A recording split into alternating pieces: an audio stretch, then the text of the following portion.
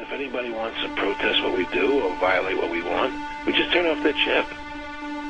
That's right, microchipped. In 2005, Congress, under the pretense of immigration control and the so-called War on Terrorism, passed the Real ID Act, under which it is projected by May 2008, you will be required to carry around a federal identification card, which includes on it a scannable barcode with your personal information.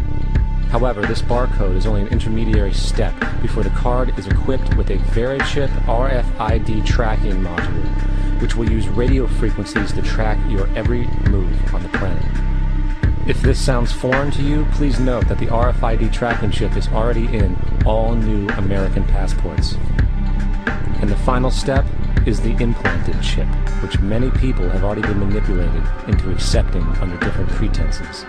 We have a Florida family who are really pioneers in a brave new world. They have volunteered to be the first ever to have microchip identification devices implanted into their body. After 9/11, I was really concerned with the security of my family.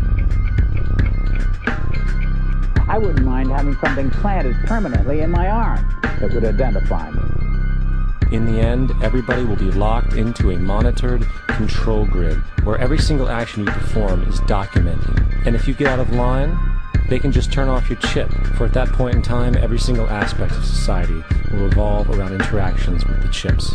This is the picture that is painted for the future if you open your eyes to see it. A centralized one-world economy where everyone's moves and everyone's transactions are tracked and monitored, all rights removed. The most incredible aspect of all, these totalitarian elements will not be forced upon the people. The people will demand them. For the social manipulation of society through the generation of fear and division has completely detached humans from their sense of power and reality. A process which has been going on for centuries, if not millennia. Religion, patriotism, race, wealth, class, and every other form of arbitrary, separatist identification and thus conceit has served to create a controlled population, utterly malleable in the hands of the few. Divide and conquer is the motto, and as long as people continue to see themselves as separate from everything else, they lend themselves to being completely enslaved. The men behind the curtain know this, and they also know that if people ever realize the truth of their relationship to nature, and the truth of their personal power, the entire manufactured zeitgeist they prey upon will collapse like a house of cards.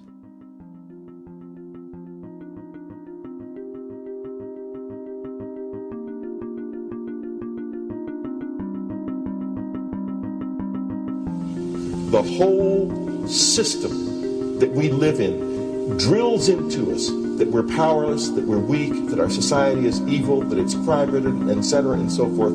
It's all a big, fat lie. We are powerful, beautiful, extraordinary.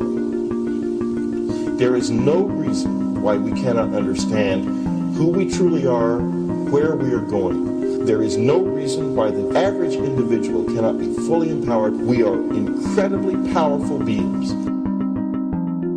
You know, I think I spent 30 years of my life, in the first 30, trying to become something. I wanted to become good at things. I wanted to become good at tennis. I wanted to become good at school and grades and everything I kind of viewed in that perspective. I'm not okay the way I am, but if I got good at things, you realize that I had the game wrong. The game was to find out what I already was. Find out what I already was.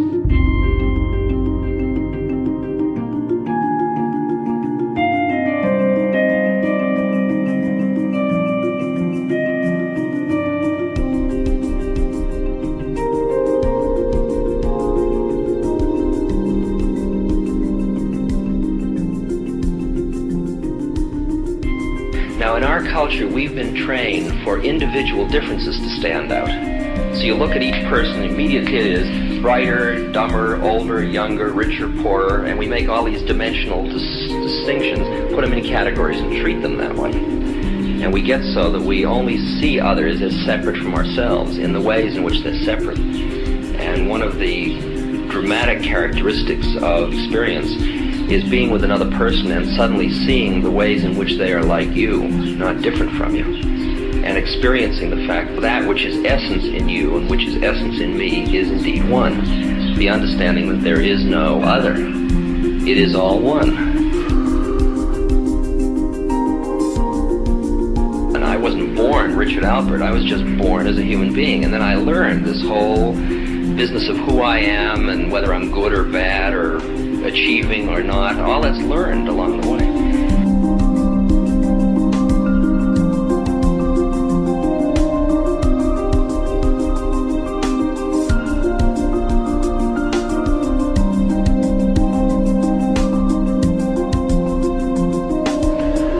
The old appeals to racial, sexual, religious chauvinism, to rabid nationalist fervor are beginning not to work. A new consciousness is developing which sees the earth as a single organism and recognizes that an organism at war with itself is doomed.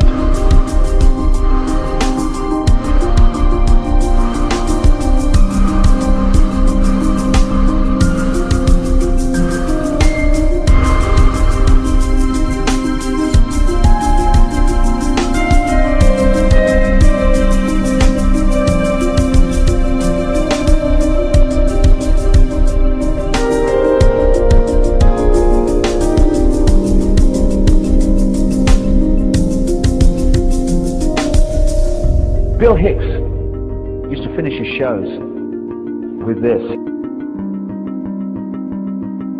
Life's like a ride in an amusement park. And when you go on it, you think it's real, because that's how powerful our minds are. And the ride goes up and down and round and round. It has thrills and chills, and it's very brightly colored. And it's very loud, and it's fun for a while. Some have been on the ride for a long time, and they begin to question, is this real, or is this just a ride? And other people have remembered, and they come back to us and they say, hey, don't worry. Don't be afraid ever, because this is just a ride. And we kill those people. Shut him up, I've got a lot invested in this ride. Shut him up!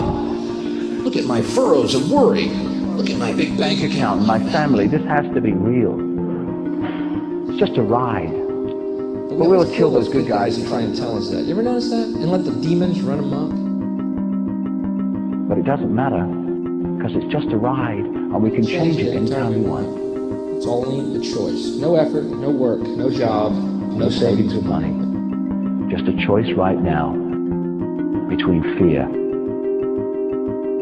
and love.